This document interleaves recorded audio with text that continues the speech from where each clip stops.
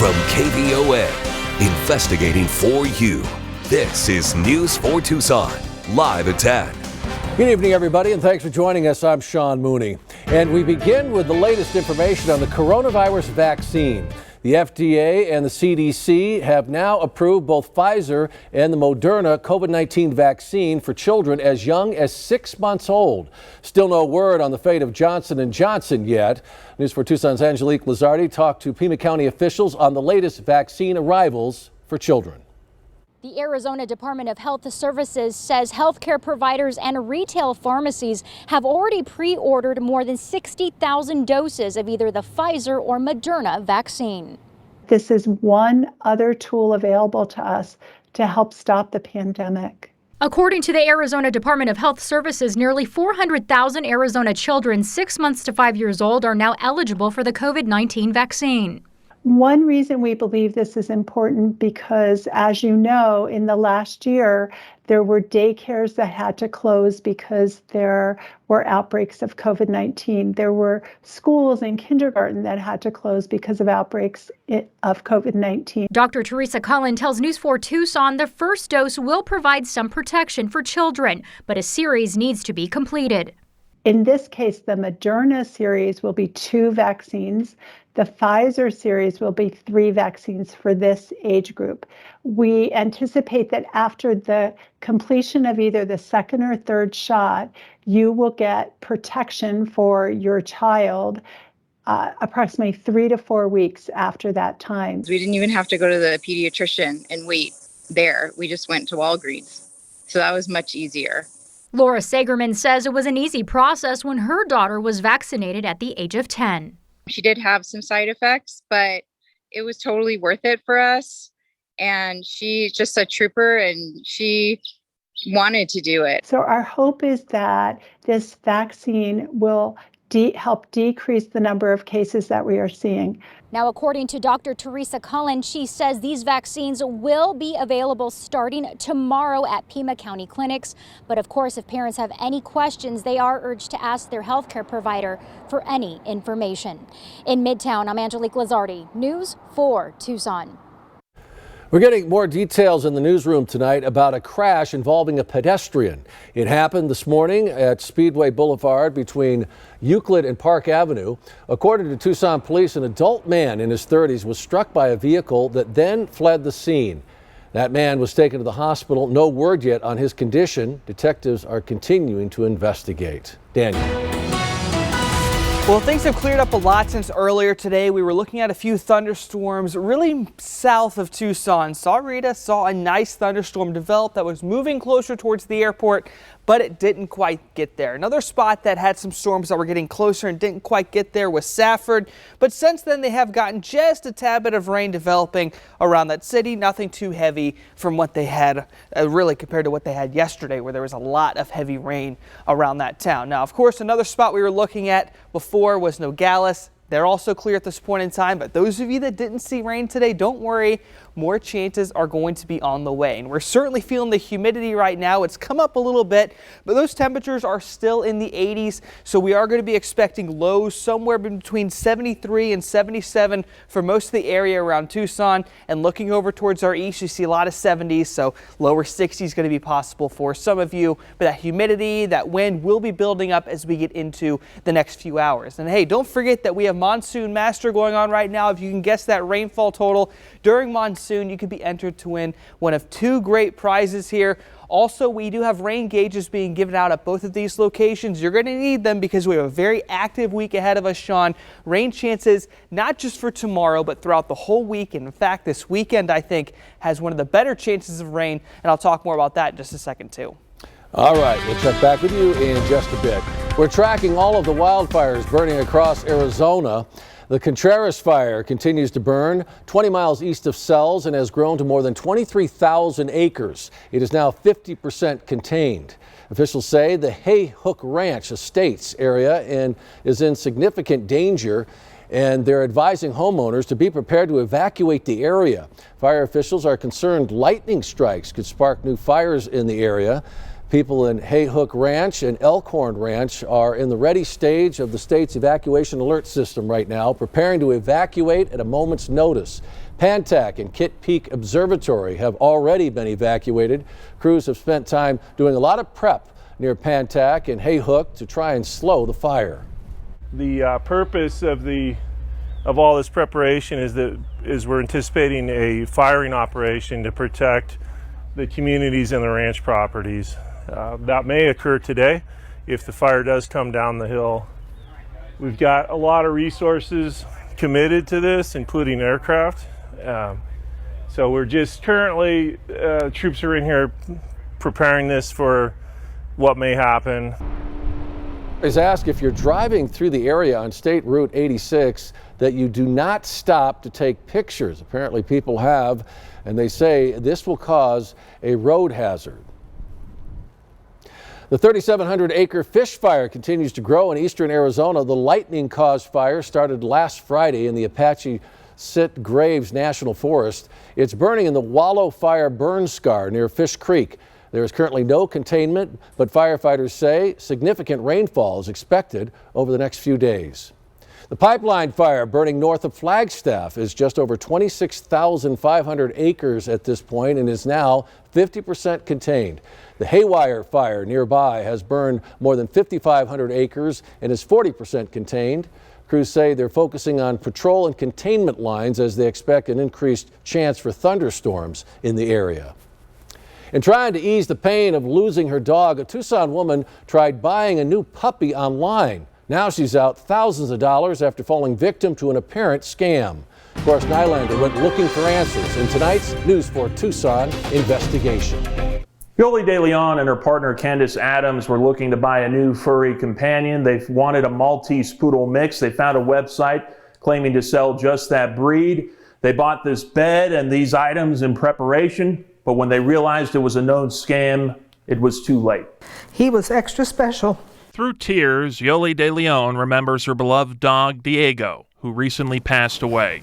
He was amazing. Her family now consisting of her partner, Candace Adams, and her dog, Chula. But she couldn't help wanting another pup of her own. Just wanted to get another little companion, for her too. Last week, they turned to the internet, coming across this website, gleefulmultipoohome.com. It was there they saw Bella. This was one of the pictures that was online.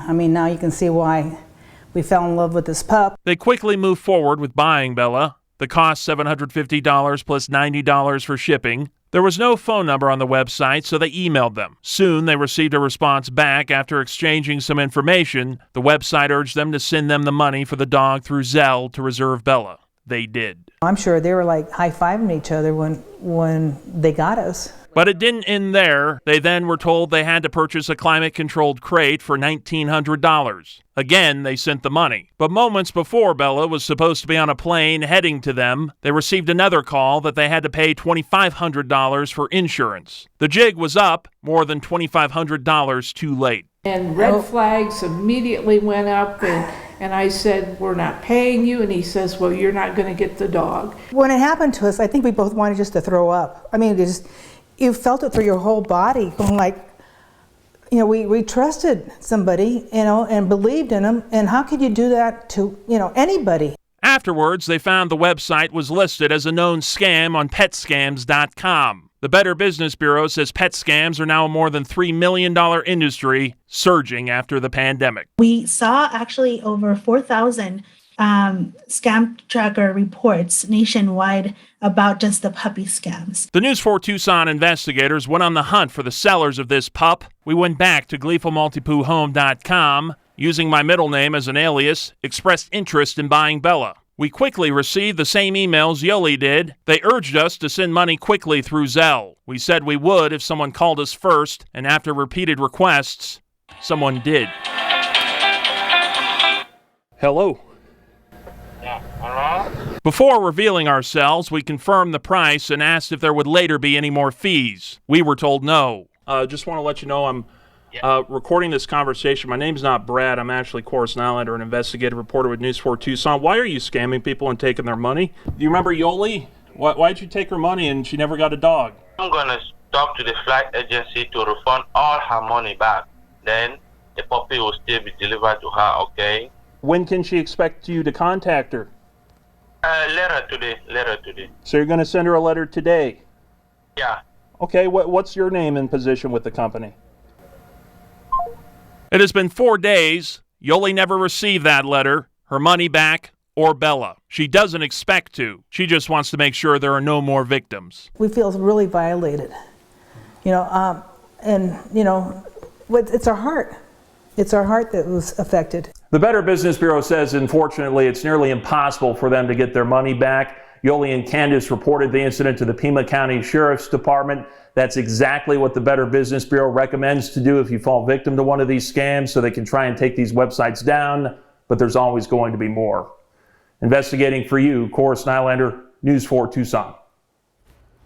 Today, the Tucson Conquistadors announced they raised nearly $724,000 from the 2022 Color Guard Classic and other fundraising programs. The Color Guard Classic was played in February at the Omni Tucson National Resort. More than 80 local organizations like the Special Olympics of Arizona and the Boys and Girls Club of Tucson will receive charitable funds as a result of the tournament. The 2023 Color Guard Classic will take place at Omni February 27th through March 5th. Coming up on News 4 Tucson at 10, with this current economy, we look at the ups and downs and future of real estate in our market. Plus, we'll show you how some people are gliding through the rest of the week. We'll be right back. Investigating for you. This is News 4 Tucson.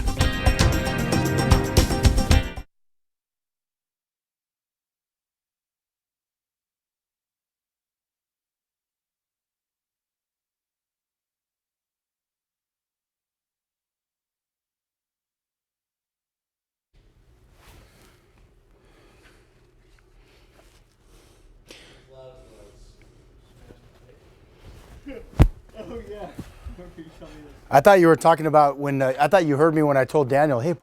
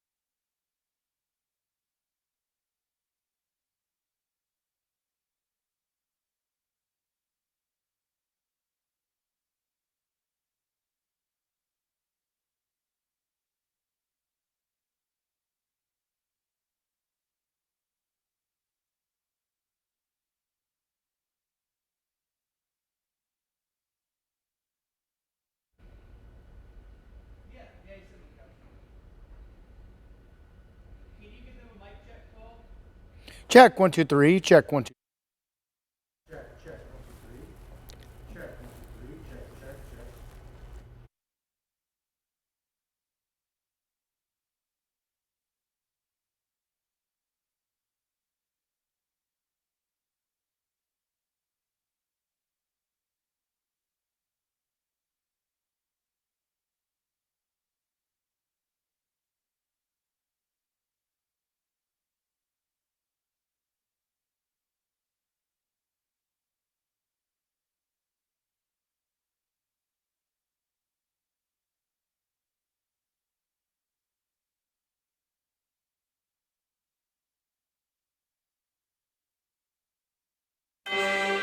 From KVOA, investigating for you, this is News 4 Tucson.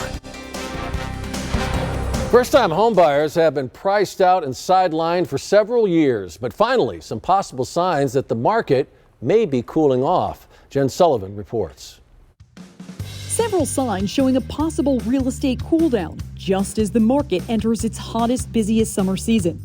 This is when the largest majority of buyers are looking to buy, and in the real estate market, buyers drive the market. The buying frenzy for those few available homes could soon be declining. According to Freddie Mac, mortgage rates increased by more than half a percentage point last week, the biggest one-week jump since 1987.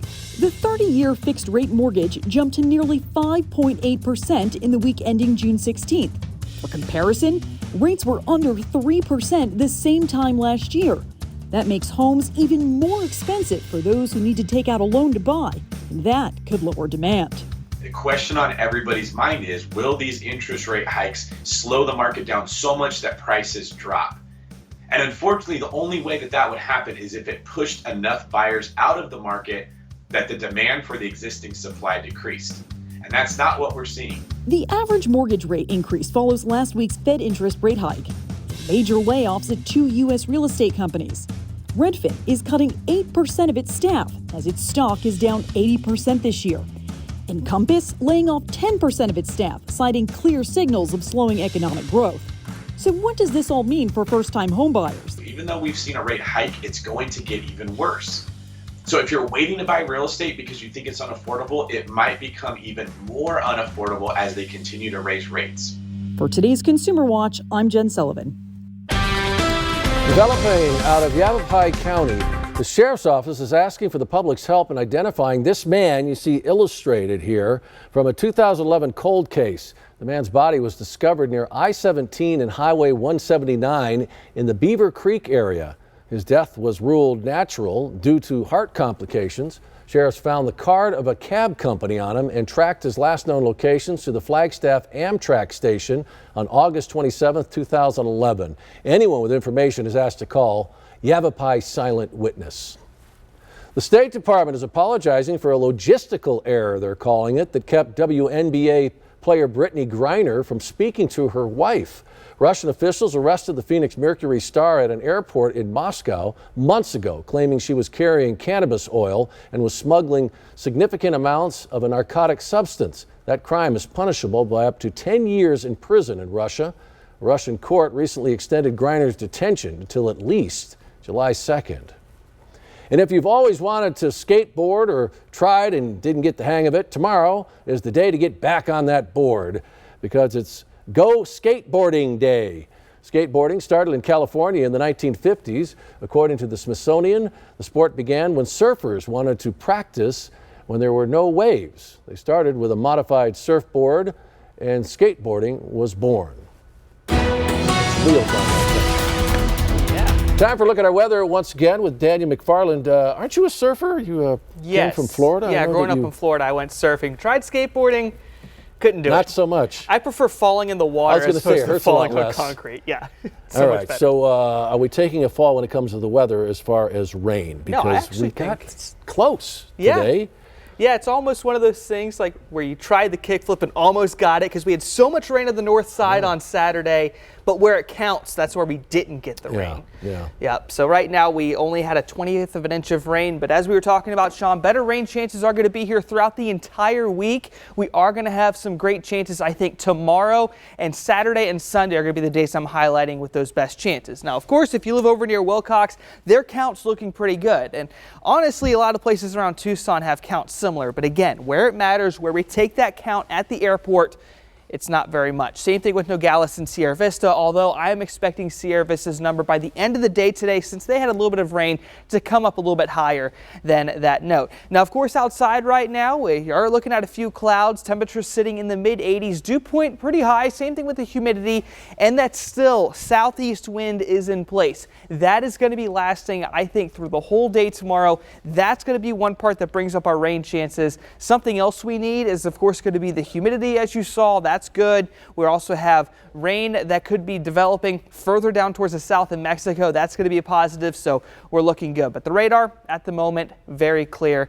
If you live over near Ajo or Sells, I'm not really looking at great rain chances there, but if you're around Nogales, Tucson, Sierra Vista, one thing that's going to make your rain chances a tad bit different than, say, Safford or Douglas is the fact I'm expecting a good bit of cloud cover to really cover the eastern portion of Pima County and the western portion of Cochise County right there. Now, both Safford and Douglas do have slightly higher rain chances, I should say thunderstorm chances. That's because there's going to be a bit more sunshine developing in that spot. Now remember, I talked about the winds also being something to watch here. As we get into tomorrow, the south wind looking pretty consistent, but at the same time, if we get any kind of west or northwest wind shift for your day on Tuesday, what that's going to do is bring down the rain chances. But as of right now, most models do have those winds coming from the south, which is going to be very, very helpful throughout the entire day. Should be shifting a little bit on Wednesday. So let's go ahead and talk about Tuesday's rain chances a little bit. I think you're going to be waking up with some cloudy conditions out there, as I mentioned before. Not much rain to talk about. I know you're seeing some dots here and there, but none of that's really going to be reaching the ground. During the afternoon is the time to watch out for. Mostly in between lunchtime, almost right at noon itself, up until about 5 to 6 o'clock. At that point in time, we do have some pretty good rain chances. As far as any kind of severe weather, I just don't see it out there, and it looks like it could be lasting a little bit longer for Cochise County. But if you're in Tucson, tomorrow afternoon is going to be your biggest time to watch out for those rain chances. And in between now and Sunday, could see some significant rainfall here. Half an inch predicted. Could have some areas with a tad bit more. Now, the reason why you have a spot like Tucson at half an inch and Benson projected to have more than double is simply because it's projecting a thunderstorm over Benson that could easily happen over Tucson with our current setup, and that's something we're going to be watching throughout the week as well. As far as any kind of major thunderstorms, I don't really see it here. I know we had one severe thunderstorm warning over the weekend, but I don't really see a whole lot of those popping up. But heavy rain, lightning, and also wind gusts around 50 miles per hour certainly going to be possible out there. I think our best chance to see a storm like that likely Thursday, Friday, Saturday. But if you really want that heavy rain, Sean, tomorrow or Sunday are going to be your days to watch. And temperature's not looking too bad either. I just can't get over every day we've got chance of rain. Yeah, it's really nice to see, especially in June, which is typically 110, 110, 110, sunny, sunny, sunny every single day. Keep it coming. Oh, yeah. All right, time for sports. Paul Sakala talking hockey, but not on ice. That's true, my man. Sports coming right at you. The Tucson Roadrunners are stepping it up in the offseason as the proud hockey affiliate of the Arizona Coyotes, helping pick up litter on the streets of Tucson, doing their part. And a former CDO standout, #1 pick in the Major League Soccer draft, talks about his big return to FC Tucson and his hometown. Plus, former Arizona basketball standout Steve Kerr jumps off the team bus at the parade to high-five fans in downtown San Francisco. We'll hear from Coach Kerr talking about another Arizona Wildcat. More on the NBA champ parade, more energy, more basketballing after the break.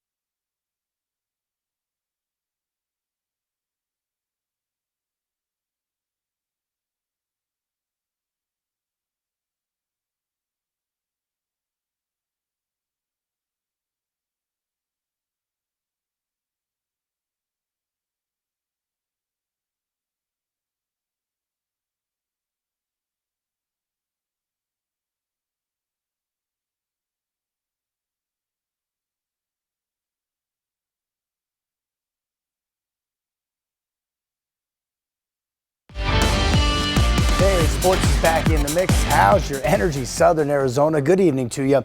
I'm Paul Cicala. Former Arizona Wildcat Steve Kerr now has 9 NBA titles, 5 as a player and 4 as a head coach. And the celebration of the Warriors' NBA title continued throughout the weekend and into today as the Warriors made their way through downtown San Francisco. And coming up, you'll see Steve Kerr couldn't help but greet all the fans on foot. The former Wildcat is the ultimate humanitarian, giving high fives, doing everything else. No doubt, always thinking about the little man. Steve Kerr gave props after the parade to another former player under Coach Lute Olson at the U of A, Andre Iguodala. You know, one of the guys who was totally unheralded this year was Andre Iguodala because of what he meant to our guys, to our younger guys, but even to our older guys, because this stuff is not easy. You know, it's stressful going through a whole year, and Andre really helped us to get through it all. But it was a great mix, a really good mix of vets and young guys. That mix ended up with another NBA title. All right, Coach John Perlman and the FC Tucson Pro Soccer team continue to make their impact right here in the Old Pueblo. In addition to proving loads of soccer fun, or providing rather, and continuing to help out charities here in the Southern Arizona area, off the field, on the field, the team does its best to give homegrown talent big opportunities, and that's certainly the case for Danny Toya, a former standout at Canyon Del Oro High School. This is Toya chilling like a villain back in his hometown. Get this, Toya scored the first goal in FC Tucson history, and after a pro career that's taken him to multiple cities, he is now back. Toya suited up for Phoenix FC in the USL Pro League, where he was named Rookie of the Year in 2013. He was also the first Tucson area player to sign on Real Salt Lake squad back in 2011. In addition, Toya played for the Major League Soccer squad Chivas USA and pro teams in Montreal and Orlando. He was also selected first overall in the Major League Soccer expansion draft back in 2016 by Atlanta United FC.